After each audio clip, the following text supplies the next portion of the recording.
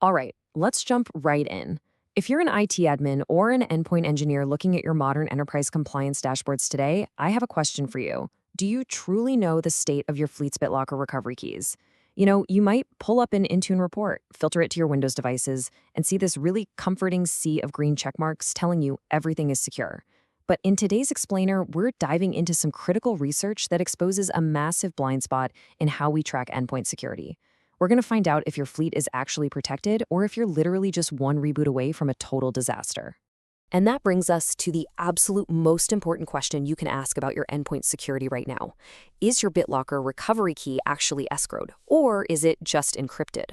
See, a device reporting its disk state as encrypted within Microsoft Intune is, well, it's a true statement about the local drive, but, and this is a huge but, that status absolutely does not guarantee that its 48-digit numerical recovery password is automatically stored or escrowed in a place where your organization can actually retrieve it.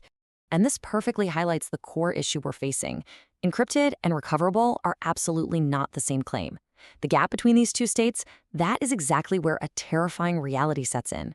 When a device is encrypted but the key hasn't been successfully escrowed, it basically becomes a ticking time bomb for permanent, unrecoverable data loss. And we're not even talking about sophisticated cyber attacks here. This catastrophic data loss can happen during incredibly routine enterprise IT events, like, standard firmware updates or replacing a motherboard under warranty. Just picture this scenario for a second. A user's laptop reboots after one of those routine updates. Maybe someone cleared the TPM during troubleshooting or the secure boot state changed. Suddenly, platform validation fails because the PCR values no longer match. So instead of that familiar Windows login screen, your user is greeted by a stark blue recovery screen. You might see an error code like 0xC0210000. Now, if you can just look up the recovery key ID on your enterprise dashboard and hand back that 48-digit password, this is just a 5-minute inconvenience. But what if nobody can retrieve that key because it was never actually escrowed? There's no backdoor. Microsoft support cannot bypass this for you. The encryption did exactly what it was designed to do, and that data is permanently gone. For system administrators, the stakes literally couldn't be higher.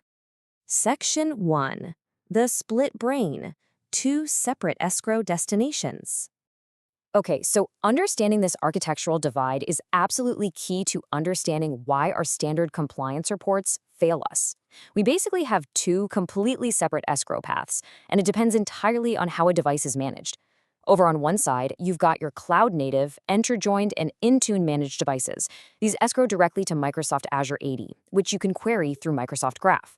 On the other side, your hybrid-joined or GPO-managed devices escrow down to your on-premises Active Directory. Here's the kicker.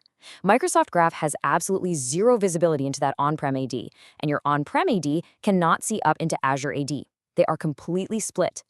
The source material summarizes this crucial point perfectly with this quote. A script that only queries Graph will confidently report 100% compliance while quietly missing every device escrowed the other way. Think about that.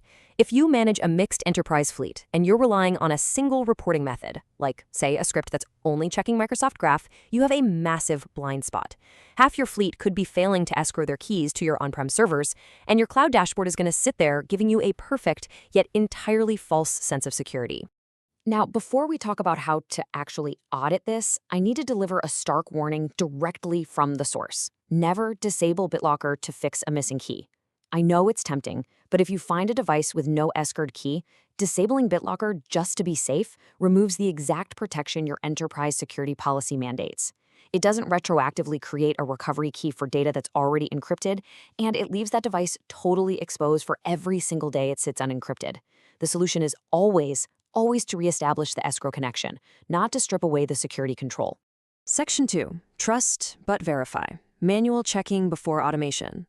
Look, before you go running any automated scripts across thousands of endpoints, you really must manually verify a known good device first. So here's the manual verification process for the cloud path.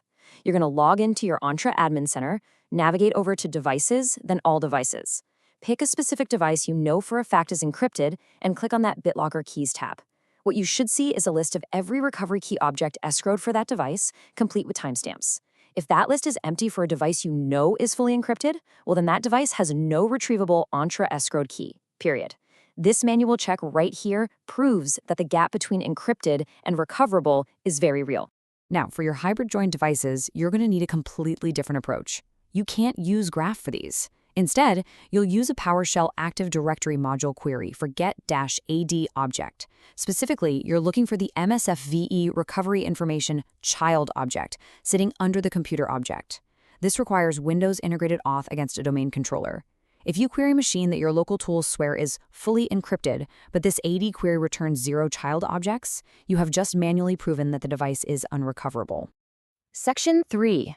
Fleet-wide auditing. Automating with PowerShell and Microsoft Graph.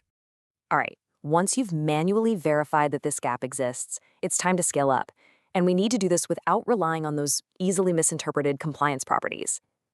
To systematically check the Entra escrow path end-to-end, the source provides a really brilliant open source script called Get-BitLockerEscrowComplianceReport.ks1. This script is fantastic because it doesn't just blindly trust what the Intune dashboard says.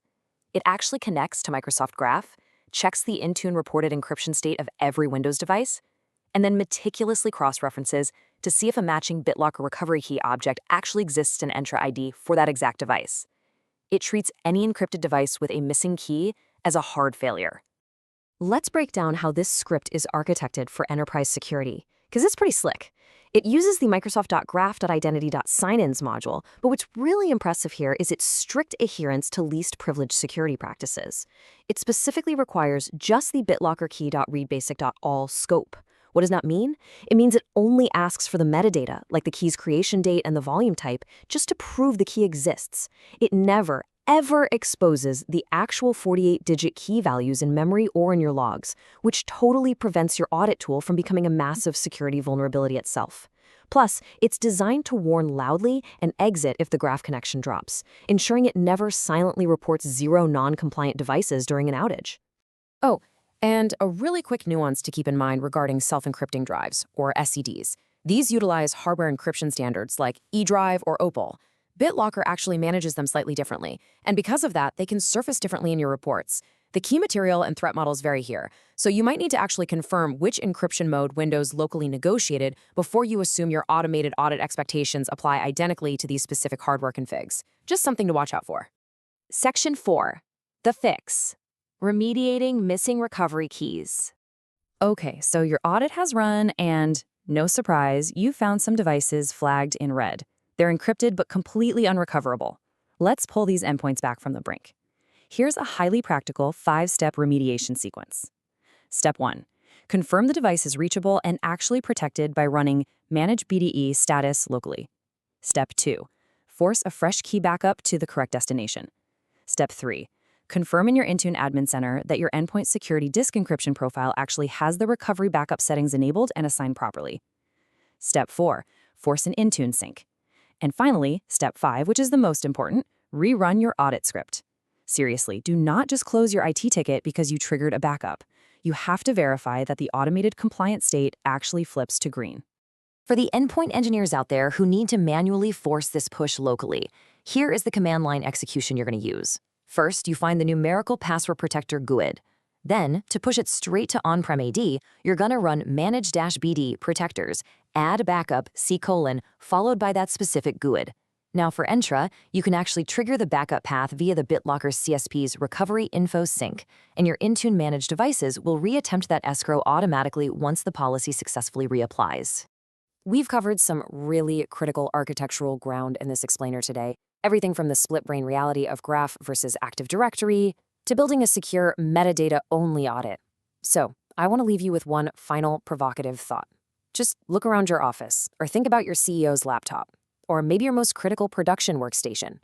If that device rebooted right now for a totally routine firmware update and threw a platform validation error, could you actually retrieve its key? Don't wait for a crisis to find out that your compliance dashboard was only telling you half the truth. Go audit your environments today.